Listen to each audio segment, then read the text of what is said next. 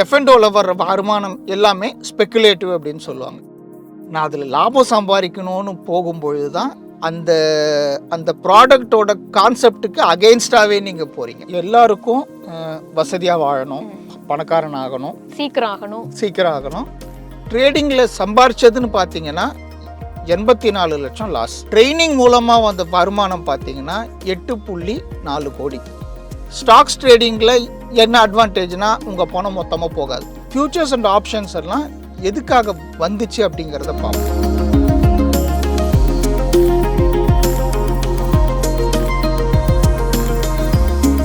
புதிய தலைமுறை நேயர்களுக்கு வணக்கம். கொரோனா காலகட்டத்திற்கு பிறகு பங்கு சந்தைகளில் முதலீடு செய்யக்கூடியவங்களோட எண்ணிக்கையும் அதிகரிச்சிருக்கு. சமீபத்தில் நம்ம நிறைய செய்திகளை பார்த்துருப்போம். பங்கு சந்தை புதிய உச்சத்தை தொட்டிருக்கு அப்படிங்கிற மாதிரியான விஷயத்தை நம்ம அடிக்கடி கேள்விப்பட்டு வந்துட்டு இருப்போம். இது பாசிட்டிவாக எடுத்துக்கிட்டாலுமே இன்னும் ஒரு பக்கத்தை நம்ம பார்க்க வேண்டியது இருக்கு. என்ன அப்படின்னா, செபி ரீசெண்டாக ஒரு ஆய்வறிக்கையை சப்மிட் பண்ணியிருக்காங்க. அதில் பங்கு சந்தையில் F&O அப்படின்னு சொல்லக்கூடிய ஃபியூச்சர்ஸ் அண்ட் ஆப்ஷன்ஸில் முதலீடு செய்யக்கூடியவங்களில் கிட்டத்தட்ட 1.8 லட்சம் கோடி ரூபாய் அவங்களுக்கு நஷ்டம் அடைஞ்சிருக்கு அப்படின்னு ஒரு ரிப்போர்ட்டையும் அவங்க சொல்லியிருக்காங்க. இந்த ரிப்போர்ட்டை பார்க்கும்போது உண்மையாகவே ஒரு அதிர்ச்சி அளிக்கக்கூடிய விஷயமாக தான் இருக்கு. ஏன்னா இவ்வளவு நஷ்டம் அதுவும் சிறு முதலீட்டாளர்கள் அடைஞ்சிருக்காங்க அப்படின்னு தான் செபி தன்னோட ஆய்வறிக்கையில் குறிப்பிட்டிருக்காங்க. ஃபியூச்சர்ஸ் அண்ட் ஆப்ஷன்ஸ் அப்படிங்கிறது என்ன, இதில் என்ன மாதிரியான ரிஸ்க்ஸ் இருக்கு, எதனால இவ்வளவு பெரிய லாஸ் இருக்கு அப்படிங்கிறத பற்றி தான் இன்னைக்கு நம்ம விரிவாக டிஸ்கஸ் பண்ண போகிறோம். இந்த விஷயங்களை பற்றி நமக்கு அவேர்னஸாகவும் நாலேஜுக்காகவும் ஷேர் பண்ணுறதுக்காக யார் நம்ம கூட இருக்காங்க அப்படின்னு பார்த்தோம்னா, எக்கனாமிஸ்ட் திரு ராஜேஷ் சார் தான் இருக்காங்க. அவங்க கிட்ட நிறைய விஷயங்களை பேசிக்கலாம். வணக்கம் சார். வணக்கம். சொன்ன மாதிரி ஃபியூச்சர்ஸ் அண்ட் ஆப்ஷன்ஸ் ட்ரேட் அப்படிங்கிற ஒரு விஷயம் இருக்கு. ஃபர்ஸ்ட் அது என்ன அப்படிங்கிறத எக்ஸ்பிளைன் பண்ணுங்க. ஃபியூச்சர்ஸ் அண்ட் ஆப்ஷன்ஸுங்கிற பார்க்கறதுக்கு முன்னாடி ட்ரேடிங் கான்செப்ட்லேருந்து வருவோம், அப்போ தான் மக்களுக்கு புரியும். இப்போது நீங்களும் நானும் இருக்கோம். ஃப்யூச்சரில் இன்னைய தேதிக்கு இவ்வளோ ரூபா தந்து நான் ஒரு சில ஷேர்ஸ் நான் உங்ககிட்டேருந்து வாங்குகிறேன் அப்படின்னு சொன்னால் அது கேஷ் ட்ரேட் அப்படின்னு சொல்லுவோம். இதே இதுவை ஒரு ஃப்யூச்சர் டேட்டுக்கு, அதாவது இன்னொரு 4 நாள் தள்ளியோ இல்லை 2 மாதம் தள்ளியோ அந்த மாதிரி எனக்கும் உங்களுக்கும் மட்டும் அக்ரிமெண்ட்டை போட்டுக்கிட்டு அந்த டிரான்சாக்ஷன் பண்ணினோம் அப்படின்னு சொன்னால் அது ஃபார்வர்ட் ட்ரேட். அதே ஃபார்வர்ட் ட்ரேடை எக்ஸ்சேஞ்சில் பண்ணால் அது பேர் ஃப்யூச்சர் ட்ரேட். அதே ஃப்யூச்சர் ட்ரேடுக்கு நான் அந்த அக்ரிமெண்ட்டை ஹானர் பண்ணாலும் பண்ணுவேன், இல்லாட்டி பண்ணாமலும் விட்டுருவேன் அப்படின்னு ஒரு சாய்ஸ் கொடுத்தா அது option. First features and options எல்லாம் எதுக்காக வந்துச்சு அப்படிங்கிறத பார்ப்போம். எதுக்காக ஃபியூச்சர்ஸ் வந்தது அப்படின்னு சொன்னால், நாளைக்கு ஏதாவது ஒரு நிறுவனமோ இல்லாட்டி ஏதாவது ஒரு நாடோ ஃபாரின் எக்ஸ்சேஞ்சில் எக்ஸ்போர்ட் இம்போர்ட் பண்ணுறவங்க ஆன ஃப்யூச்சர் டேட்டு டாலர் இந்த ப்ரைஸாக இருக்கும், இல்லாட்டி வேறு ஏதாவது கரன்சி இந்த ப்ரைஸில் இருக்கும் அப்படிங்கிறதுக்காக ஃபஸ்ட்டே அந்த அக்ரிமெண்ட்டை போட்டுருவாங்க. இந்த ரேட்டுக்கு நாங்கள் வாங்கிடுறோம் அப்படின்னு சொல்லி. ஏன்னா நாளைக்கு அந்த டாலர் ஏறுமா இல்லை அந்த கரன்சி ஏறுமா இறங்குமா அப்படிங்கிறது தெரியாது. ஸோ ஒரு நிலையில்லாத தன்மையிலேருந்து ஒரு நிலையான தன்மைக்கு ஒரு நிறுவனம் மாறுறதுக்கு தான் ஃபியூச்சர்ஸ் அப்படிங்கிற ஒரு இது எடுத்துகிட்டு வந்தாங்க. இந்த ஃபியூச்சர்ஸ் அப்படிங்கிறது வெறும் கரன்சியில் மட்டும்தான் ஃபஸ்ட்டு நடந்துக்கிட்டு இருந்தது. அது ஸ்டாக் மார்க்கெட்டுக்கு லேட்டாக தான் வந்துச்சு. ஃபஸ்ட்டு கரன்சியில் நடந்துக்கிட்டு இருந்தது, அப்புறம் கமாடிட்டிஸில் நடந்துக்கிட்டு இருந்தது. இத்தனை நாள் கழித்து இப்போ அறுவடை ஒரு 7 மாதத்துக்கு அப்புறம் அறுவடை ஒருத்தர் பண்ணுறாரு அப்படின்னு சொன்னால், நான் இப்போவே அவர்கிட்ட போயிட்டு உன் நெல்லெல்லாம் நான் வாங்கிக்கிறேன், உன் அரிசியெல்லாம் நான் வாங்கிக்கிறேன் அப்படின்னு சொல்லி எனக்கும் அவருக்கும் இந்த ரேட்டுக்கு கான்ட்ராக்டில் போட்டுக்கலாம் அப்படின்னு சொல்லி. ஸோ கமாடிட்டிஸ், கரன்சிஸ் இது ரெண்டுத்தில் தான் நடந்துக்கிட்டு இருந்தது. ஆப்ஷன் அப்படிங்கிற கான்செப்ட் எதுக்காக வந்தது அப்படின்னு சொன்னால், இப்போது நான் ஒரு நிறுவனத்தோட 1000 ஷேர்ஸ் வச்சுருக்கேன்னு வச்சுப்போம். அந்த ஷேர்ஸு ஏறிக்கிட்டு இருக்கு இப்போ. ஸோ எனக்கு என்ன பயம்னா, இந்த ஷேர்ஸு ஏறாமல் எனக்காவது ஒரு நாள் டவுன்ஃபால் ஆகிடுச்சுன்னா அந்த லாஸ் எனக்கு வந்துருமே அப்படிங்கிறதுக்காக இப்போ ஒரு 7 மாதம் கழிச்சோ இல்லை ஒரு 8 மாதம் கழிச்சோ அந்த பணம் எனக்கு தேவை. நான் அதுக்காக தான் வாங்கி வச்சுருக்கேன். So 1000 shares multiplied by the rate, அந்த ரேட்டு எனக்கு தேவை. அன்றைக்கி நான் எடுக்கும் பொழுது அந்த மார்க்கெட் அன்றைக்கி இறங்கி இருந்ததுன்னா என்னோடய ஷேர்ஸ் எல்லாம் என்ன ஆகும், நான் எதிர்பார்த்த அளவுக்கு அமௌண்ட் எனக்கு கிடைக்காது. ஸோ இதை தவிர்க்கிறதுக்கு நான் என்ன பண்ணுவேன், சந்தையில் போய் புட் ஆப்ஷன்ஸ் வாங்குவேன். ஒன்று கால் ஆப்ஷன்ஸ் விற்பேன், இல்லாட்டி புட் ஆப்ஷன்ஸ் வாங்குவேன். அந்த காலு புட்டுன்னு எல்லாம் கூகுள் பண்ணி தெரிஞ்சுக்கிட்டோம், அதில் நம்ம போக வேண்டாம். ஸோ புட் ஆப்ஷன் வாங்குவேன். கரெக்டாக அந்த 7 மாதமோ 8 மாதமோ கழித்து இந்த ஸ்டாக் எல்லாம் விலை ஏறிந்ததுன்னா எனக்கு பிரச்சனை இல்லை. ஓகே ஓகே, நான் இந்த ஸ்டாக்கே வைத்து அமௌண்ட் எடுத்துப்பேன். அன்றைக்கி மார்க்கெட்டு இறங்கி இருந்தாலோ இல்லை அந்த பியரிஷ் பீரியடில் மார்க்கெட் இருந்து என் ஸ்டாக் ரொம்ப அடி வாங்கியிருந்ததுன்னா இந்த சைடு என்ன இருக்கும், இந்த புட் ஆப்ஷன்ஸ் வந்து விலை நல்லா ஏறி இருக்கும். ஓகே ஸோ இந்த விலை ஏறின புட் ஆப்ஷன்ஸை விற்றுட்டு இதோட சேர்த்தேன்னா நான் எதிர்பார்த்த அமௌண்ட் எனக்கு வந்துடும். ஸோ ஒரு ஹெட்ஜிங்குக்காக தான் ஆப்ஷன் அப்படிங்கிற ஒரு கான்செப்டையே எடுத்துகிட்டு வந்தாங்க. இது வந்து ஷேர்ஸுக்காக வந்தது. ஃபஸ்ட்டு கமாடிட்டிஸில் ஆரம்பித்தாங்க, அண்ட் தென் கரன்சிக்கு வந்தது, and then it came to shares. இதுதான் இந்த ஃபியூச்சர்ஸ் அண்ட் ஆப்ஷன்ஸோட பேசிக். அப்போ இது வந்து முழுக்க ஒரு பெருநிறுவனங்களுக்கு வந்து லாபகரமானதாக அமைய சான்ஸ் இருக்குது, சிறு முதலீட்டாளர்களுக்கு இது செட் ஆகாது அப்படின்னு எடுத்துக்கலாமா? இதில் லாபம் நஷ்டம் எல்லாம் யாருமே ஃபஸ்ட்டு பார்க்கல. ஓகே ஓகே இந்த கான்செப்ட் எல்லாம் ஃபஸ்ட்டு வந்த பொழுது ரிஸ்க் மேனேஜ்மெண்ட், நாளைக்கு எனக்கு வரக்கூடிய அமௌண்ட்டில் எதுவுமே குறையக்கூடாது, எனக்கு எந்த விதத்துலையும் நஷ்டம் வரக்கூடாது அப்படிங்கிறது தான் இதுக்கான கான்செப்டே. அதுலேருந்து லாபம் சம்பாதிக்கணும்னு மக்கள் வரும்பொழுது தான் அந்த எதுக்காக அது உருவாக்குனாங்களோ இன்னைக்கு வரைக்கும். If you want to hedge your stocks, நான் வந்து என்னோடய ப்ராப்பர்ட்டியை என்னோடய ஸ்டாக்ஸை வந்து ஹெட்ஜிங் பண்ணுறேன், நாளைக்கு ஏதாவது லாஸ் வந்ததுன்னா நான் அதுலேருந்து என்னை காப்பாற்றிக்கணும் அப்படின்னு நினச்சி நீங்கள் அதுக்காக ஃபியூச்சர்ஸ் அண்ட் ஆப்ஷன்ஸ் நீங்கள் வாங்கினீங்கன்னா யூஆர் சேஃப். ஓகே, நான் அதில் லாபம் சம்பாதிக்கணும்னு போகும்பொழுது தான் அந்த அந்த ப்ராடக்டோட கான்செப்டுக்கு அகெயின்ஸ்டாகவே நீங்கள் போகிறீங்க. Okay, so that's where it goes. Trap மாதிரி ஆயிருது. ஆமாம், நம்ம ஸ்மால் இன்வெஸ்டர்ஸ் பற்றி திரும்ப ஏன் இதில் கொண்டு வரோம் அப்படின்னா, இந்த ஆய்வறிக்கையில் ஒரு விஷயமும் குறிப்பிட்டிருக்காங்க. இந்த எஃப்என்ஓவில் இன்வெஸ்ட் பண்ணி இந்த மாதிரி நஷ்டம் அடைஞ்சவங்கள அப்படின்னு பார்க்கும்போது அவங்களுடைய ஸ்மால் இன்வெஸ்டர்ஸ் எடுத்துக்கிட்டோம்னா நிறைய பேரோட, அதாவது கிட்டத்தட்ட ஒரு 75% பேரோட ஆண்டு வருமானம் அப்படிங்கிறது வந்து 5 லட்சத்துக்கும் குறைவாக இருக்குது அப்படிங்கிறது சொல்லியிருக்காங்க. அவங்க இவ்வளோ ஹை ரிஸ்க் இருக்குது அப்படின்னு தெரிஞ்சும் இந்த மாதிரியான ஒரு விஷயத்தில் வந்து போகிறக்கான காரணமாக என்ன பார்க்குறீங்க நீங்கள்? இப்போ ஃபஸ்ட்டு சொன்னோன்னா எல்லாருக்கும் வசதியாக வாழணும், பணக்காரன் ஆகணும், சீக்கிரம் ஆகணும், தங்கள் குடும்பத்துக்கு ஒரு மேன்மையான ஒரு வாழ்க்கை தரத்தை தரணுங்கிறது ஒரு ஆசை இருக்கும். பட் ப்ராப்ளம் என்னென்னா இன்ஸ்டன்ட் கிராட்டிஃபிகேஷன் எதிர்பார்க்குறாங்க. இன்ஸ்டன்ட் கிராட்டிஃபிகேஷன்னா எல்லாமே எனக்கு உடனே நடக்கணும். இப்போ 4Gலேருந்து 5Gக்கு போன மாதிரி, இன்டர்நெட்டு ஃபாஸ்ட்டாக இருக்கிற மாதிரி எல்லாமே எனக்கு ஃபாஸ்ட்டாக நடக்கணும் அப்படின்னு எதிர்பார்க்குறாங்க. Laws of nature, laws of physics, laws of investing, இது மூணும் என்றைக்குமே மாறாது. It always remains the same. For investing you need patience, you need consistency, you need discipline. இது மூணும் இல்லாமல் அதுக்குள்ளார போகிறது ஃபஸ்ட்டு தப்பு. ரெண்டாவது என்னென்னா, இப்போ வந்து நான் ஒரு நிறுவனத்தோட ஷேர் வந்து 1500க்கு விற்கிதுன்னு வச்சுப்போம். இப்போ அந்த ஷேர்ஸை நான் வந்து 100 ஷேர் வாங்கணும் அப்படின்னு சொன்னால் 1500 × 100 1,50,000 நான் தரணும். ஓகே, ஒரு மாதத்துக்கு அந்த ஷேரை வச்சுருந்தேன்னா அது ஒரு 10 ரூபா ஏறிச்சுன்னா எனக்கு 100 × 10 எனக்கு 1000 ரூபா எனக்கு ப்ராஃபிட் வரும். அதுவே நீங்கள் ஆப்ஷன் சைடு போனீங்க அப்படின்னு சொன்னால் அதே 100 ஷேருக்கு நீங்கள் ப்ரீமியம் மட்டும் பே பண்ணால் போதும். அதாவது நீங்கள் அங்கே வாங்கிறது ஷேர்ஸ் கிடையாது, நீங்கள் அங்கே வாங்கிறது கான்ட்ராக்ட். அந்த கான்ட்ராக்டை வாங்கிறதுக்கு அதுக்கு நீங்கள் ஜஸ்ட் ஒரு ஃபீஸ் மட்டும் பே பண்ணால் போதும். அது ஒரு 15,000 இல்லாட்டி 18,000 அந்த மாதிரி இருக்கும். ஸோ 1,50,000 எங்கே இருக்குது, இந்த 18,000 எங்கே இருக்குது. ஸோ மக்கள் இதை பார்க்குறாங்க. நான் ஏன் அந்த 1,00,000 ரூபாய்க்கு அந்த ஷேரை நான் வாங்கணும், 1,50,000 லட்சத்துக்கு நான் வாங்கிறதுக்கு என்கிட்ட காசு இல்லை, ஆனால் என்கிட்ட 15,000 ரூபா இருக்குது. ஸோ இந்த சைடு போயிடுறாங்க. ஆப்ஷன்ஸ்க்கு உண்டான காம்ப்ளெக்சிட்டிஸு அவங்களுக்கு நிறைய தெரியல.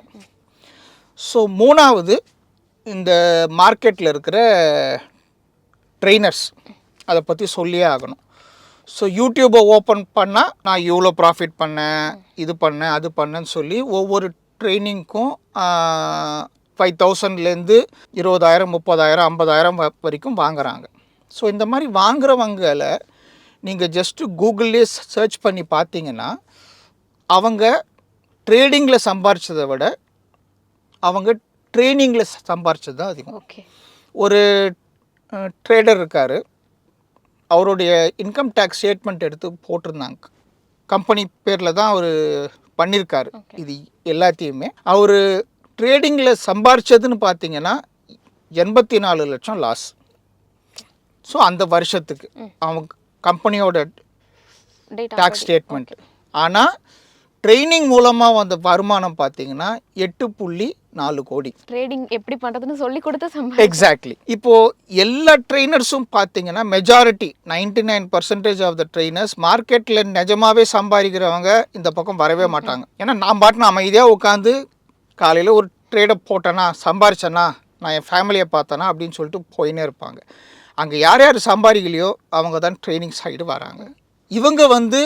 இவங்க தர்ற இந்த அட்வைஸு என்கிட்ட சேர்ந்தா என்கிட்ட ட்ரைனிங் எடுத்தால் நீ இப்படி சம்பாதிக்கலாம் அப்படி சம்பாதிக்கலாம்னு சொல்லி எப்போவாவது அவங்க வர்ற ப்ராஃபிட்டோட ஸ்க்ரீன்ஷாட்டை எடுத்து போட்டு மக்களை அவங்கக்கிட்ட வரவழைச்சு அது மூலமாக சம்பாதிக்கிறது. ஸோ இந்த மாதிரி 3 விஷயங்கள் தான் மக்களை அதிகமாக அந்த ஃபியூச்சர்ஸ் அண்ட் ஆப்ஷன்ஸை நோக்கி தள்ளுது. இதில் இன்னொரு விஷயம் பார்க்கும்போது 30 ஏஜுக்குள்ளே, அதாவது இளம் முதலீட்டாளர்கள் வந்து இதில் அதிகமாக முதலீடு செய்கிறாங்க அப்படிங்கிற ஒரு விஷயமே இருக்குது.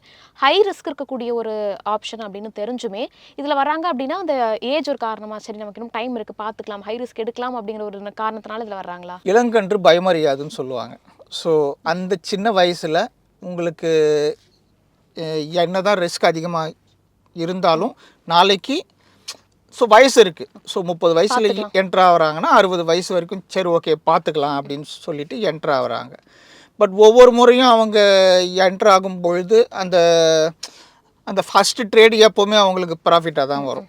ஸோ எப்போவுமே அது எல்லாருக்கும் அப்படி தான், அது என்ன மாயம்னு தெரியல, ஃபஸ்ட்டு ட்ரேடு எப்போவுமே அவங்களுக்கு ப்ராஃபிட்டாக தான் வரும். ஸோ இதெல்லாத்தையும் பார்த்துட்டு மறுபடியும் காசை அவங்க உள்ளே போட ஸோ அப்போ தான் மார்க்கெட் அதோட உண்மையான முகத்தை காமிக்கும். அதனால தான் அவங்க சரியா மறுபடியும் ஆமாம், ஒவ்வொரு முறையும் ட்ரேடிங் பண்ணி அந்த ப்ராஃபிட் எடுக்கும் பொழுது என்ன ஆகும்னா உடம்புல அந்த ஒரு ஹாப்பினஸ் இது சுரக்கும். அது பேர் டோப்பமைன்.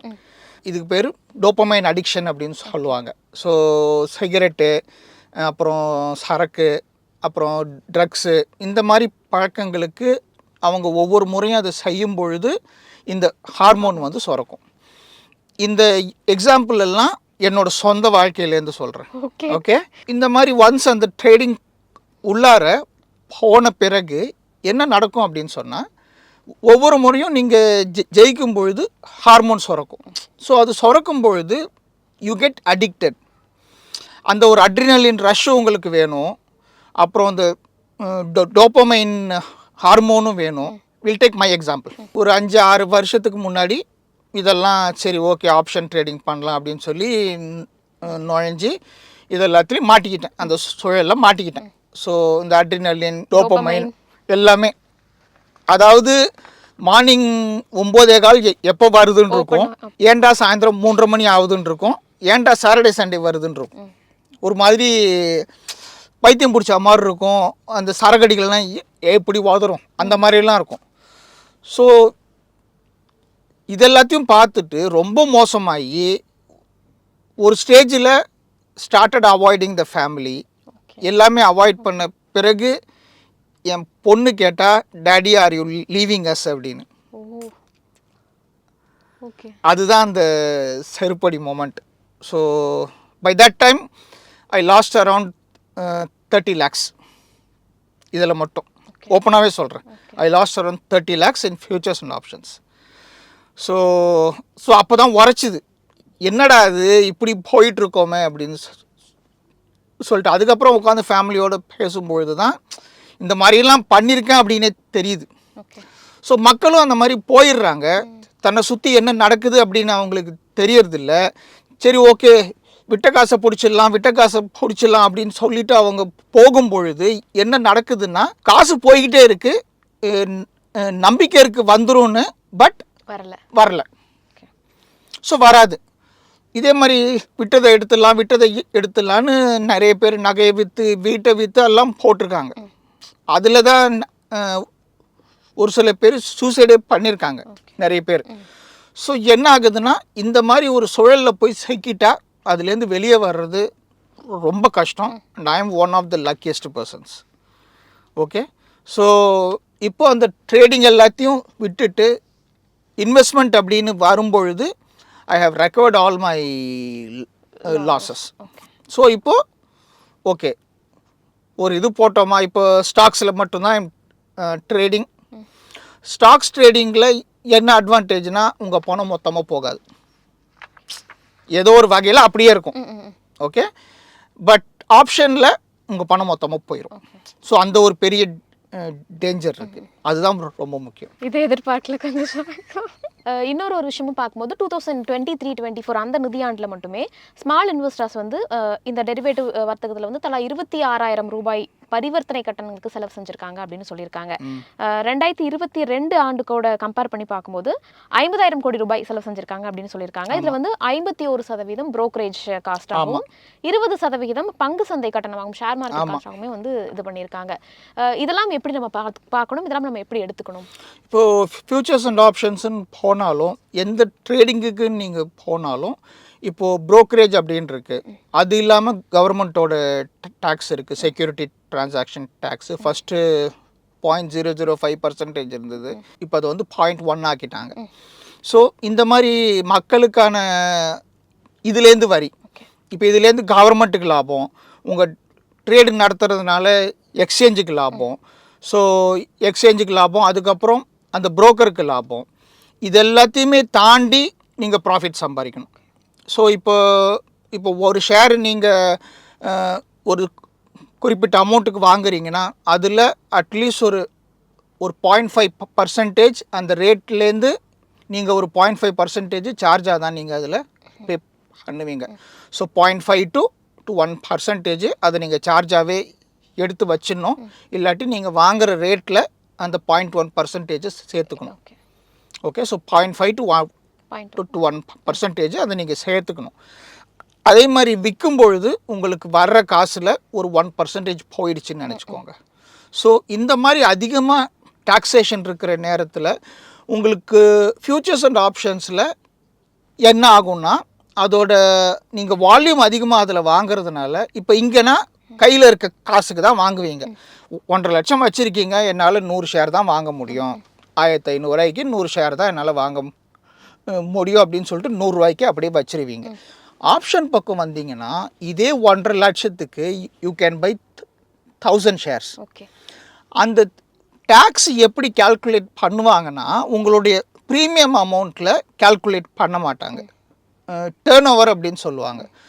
ஸோ இந்த பக்கம் நீங்கள் 100 ஷேர் வாங்குறதுக்கு கட்டுற காசுக்கும் 1000 × 1,500, ஸோ அந்த ரேட்டுக்கு எவ்வளோ டேக்ஸோ அதுதான் நீங்கள் இந்த பக்கம் பே பண்ணுவீங்க. அதனால தான் எப்போவுமே பார்த்தீங்கன்னா ஃபியூச்சர்ஸ் அண்ட் ஆப்ஷன்ஸில் எப்போவுமே கவர்மெண்ட்டுக்கான டேக்ஸ் அதிகமாக இருக்கும், எக்ஸ்சேஞ்சுக்கான சார்ஜஸ் அதிகமாக இருக்கும், அதே மாதிரி இது புரோக்கரேஜும் அதிகமாக இருக்கும். ஸோ இது எல்லாமே நம்ம கண்ணுக்கு, நிறைய பேர் கண்ணுக்கு தெரியறதில்ல, இன்விசிபிளாக தான் இருக்கும். ஆமாம், இப்போ இதெல்லாம் சாயந்தரம் ஒரு கான்ட்ராக்ட் நோட்டு மாதிரி அனுப்புவான். அந்த கான்ட்ராக்ட் நோட்டை யாருமே ஓப்பன் பண்ணி பார்க்கறது இல்லை. ஸோ அடுத்த நாள் எதுவுமே பார்க்கறது இல்லை. நான் இன்றைக்கி 10,000 ரூபா சம்பாரிச்சிருக்கேன் அப்படின்னு சந்தோஷமாக இருப்பேன். பட் அந்த கான்ட்ராக்ட் நோட்டில் 11,000 ரூபா டேக்ஸே போயிருக்கும், அந்த சார்ஜஸே போயிருக்கும். ஸோ எனக்கு -1,000 அப்படிங்கிறது தெரியாது, நான் அந்த சார்ஜஸை இன்க்ளூட் பண்ணவே மாட்டேன். ஸோ என்ன ஆகும், நான் வச்சுருக்க எக்ஸல் ஷீட்டில் எனக்கு ப்ளஸ் 10,000 காமிக்கும், ஆக்சுவலாக என் ப்ரோக்கரேஜ் அக்கௌண்ட்டில் -1000 இருக்கும். இதெல்லாம் மக்கள் வந்து கவனிக்க தவறுறாங்க. ஸோ நிறைய மக்கள் இதில் வர்றதுனால அரசும் இதை அட்வான்டேஜ் எடுத்துக்கிறாங்க. ஓகே, நிறைய சம்பாதிக்கலாம் அப்படின்னு சொல்லி. அதே மாதிரி எக்ஸ்சேஞ்சஸும் இப்போது காலையில் 9:15 to 3:30 வரைக்கும் பத்தாது அப்படின்னு சொல்லிட்டு இன்னும் வந்து நேரத்தை நீட்டிக்கணும், ஆமாம், இன்னும் இதை எக்ஸ்டெண்ட் பண்ணணும் அப்படிங்கிறத சொல்லிகிட்டு இருக்காங்க.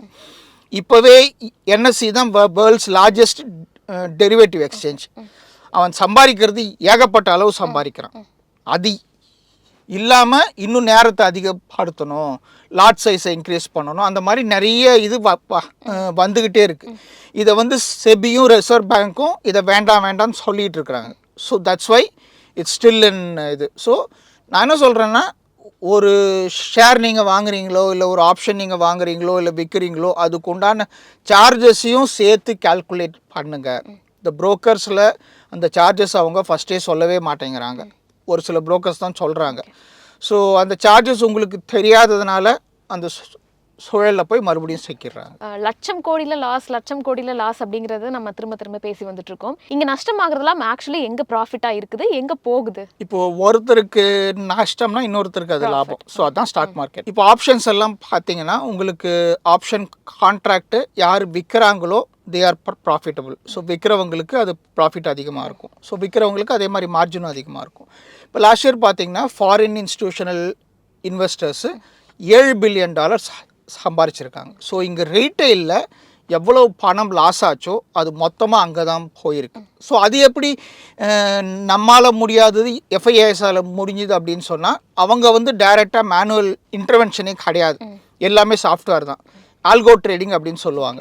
ஸோ ஒன்ஸ் அந்த சாஃப்ட்வேர் அவங்க ஸ்டார்ட் பண்ணி விட்டுட்டாங்கன்னா அதுவே மார்க்கெட் அனலைஸ் பண்ணி எது நல்ல நேரம்னு பார்த்து அதுவாகவே ட்ரேடை போட்டு அதுவாகவே எடுத்துரும். ஸோ இந்த மாதிரி ஆட்டோமேட்டட் ட்ரேடு அவங்க நிறைய பண்ணினதுனால இந்த பக்கம் யார் யார் லாஸ் ஆச்சோ அந்த அமௌண்ட்டு பூராவே எஃப்ஐஎஸ்க்கு தான் போச்சு. அண்ட் நமக்கு அவ்வளோ டேக்ஸ் வாங்குறாங்க, பட் எஃப்ஐஎஸ்க்கு அவங்க சம்பாதிக்கிற இன்கமில் எந்த டேக்ஸுமே கிடையாது. ஓகே, இப்போ நமக்கு இருக்கக்கூடிய டாக்ஸேஷன் ரூல்ஸ் பற்றி சொல்லுங்களா? இந்த எஃப்என்ஓவில் எஃப்என்ஓவில் வர்ற வருமானம் எல்லாமே ஸ்பெக்குலேட்டிவ் அப்படின்னு சொல்லுவாங்க. ஸ்பெக்குலேட்டிவ் வந்து it treated as a business income. So அந்த மாதிரி பிஸ்னஸ் இன்கமில் ஃபியூச்சர்ஸ் அண்ட் ஆப்ஷன்ஸில் வர்ற லாபத்துலேருந்து உங்களுக்கு வர்ற நஷ்டத்தை நீங்கள் கழிச்சிக்கலாம். இந்த வருஷம் உங்களுக்கு நஷ்டம் வந்ததுன்னா அந்த நஷ்டத்தை you can carry forward for 7 years, 7 or 8 years. So அது ஒன்று. ஸோ இந்த பிஸ்னஸ் இன்கம்மை உங்கள் சம்பளத்தோடு சேர்த்து it will be taxed under your tax slab. இது வந்து ஸ்பெக்குலேட்டிவ் பிஸ்னஸ் இன்கம் அப்படின்னு சொல்கிறதுனால இது என்ன நடக்கும்னா அதுக்கு உண்டான நீங்கள் வாங்கின லேப்டாப்பு, இன்டர்நெட் கனெக்ஷனு, அப்புறம் ஆஃபீஸ் ரெண்டலு, இந்த மாதிரி நிறைய பேர் வச்சு செய்வாங்க. இது எல்லாத்தையுமே உங்கள் லாபத்துலேருந்து நீங்கள் கழிச்சிக்கலாம். So that's an advantage. இதெல்லாம் நஷ்டத்தில் இருக்கிறவங்களுக்கு தெரியாது. ஸோ ஒவ்வொரு முறையும் நாங்கள் டேக்ஸ் ஃபைல் பண்ணும்பொழுது ஆல்மோஸ்ட் 99% ஆஃப் த பீப்புள் நஷ்டம்தான். ஸோ அவங்க நஷ்டத்தை தான் ஒரு 4 வருஷமாக 5 வருஷமாக அவங்க கண்டினியூ பண்ணிக்கிட்டே இருக்கிறாங்க. ஸோ இதில் டாக்ஸேஷனில் தெர் இஸ் ஒன் அட்வான்டேஜ், அதாவது லாபத்துலேருந்து நஷ்டத்தை கழிச்சிக்கலாம். ப்ளஸ் உங்கள் அந்த ட்ரேடிங்க்காக என்னென்ன எக்ஸ்பென்சஸ் நீங்கள் செஞ்சீங்களோ அது எல்லாத்தையுமே பில்லு நீங்கள் வச்சுருந்தீங்கன்னா அது உங்கள் லாபத்துலேருந்து கழிச்சிக்கிட்டு பேலன்ஸ் இருக்கிற அமௌண்ட்டை உங்கள் சம்பளத்தோடு சேர்த்துட்டு டோட்டலாக நீங்கள் எந்த ஸ்லாபில் போகிறீங்களோ அந்த ஸ்லாபுக்கு ஏற்ற மாதிரி தான் இன்ட்ரெஸ்ட் பே பண்ணுவோம். செபி ஒரு ரிப்போர்ட் ரீசெண்டாக சப்மிட் பண்ணியிருந்தாங்க. அதை வச்சு தான் இன்றைக்கி ஃபுல்லாக நம்ம டிஸ்கஷனும் பண்ணியிருந்தோம். இதை பார்த்துருக்கக்கூடிய நேர்களுக்கு இது ஃபுல்லாக வந்து ஒரு எஜுகேஷனல் பர்பஸாக இருக்கணும் அப்படிங்கிற ரீசனுக்காக மட்டும்தான் இந்த வீடியோவும் டிஸ்கஷனும் எடுக்கப்பட்டது. எந்த ஒரு வகையிலையுமே F&O வந்து நீங்கள் இன்வெஸ்ட்மெண்ட் பண்ணுங்க, இல்லைனா அது சரியாக இருக்கும் அப்படிங்கிற மாதிரியான எந்த விஷயத்தையுமே நாங்கள் வந்து ப்ரொமோட் பண்ண கிடையாது. இதில் எவ்வளோ ரிஸ்க் இருக்குது, என்ன மாதிரியான மக்கள் வந்து இதில் இன்வெஸ்ட் பண்ணுறாங்க, நஷ்டம் எப்படி இருக்குது, டேக்ஸ் எப்படி இருக்குது அப்படிங்கிற விஷயத்த ஜஸ்ட் உங்களுக்கு சொல்லணுங்கிறது தான் எங்களுடைய நோக்கமாக இருந்துச்சு. சார், இந்த விஷயத்தை பற்றி எங்களுக்கு ரொம்ப கிளியராக சொன்னீங்க. நன்றி. தேங்க்யூ.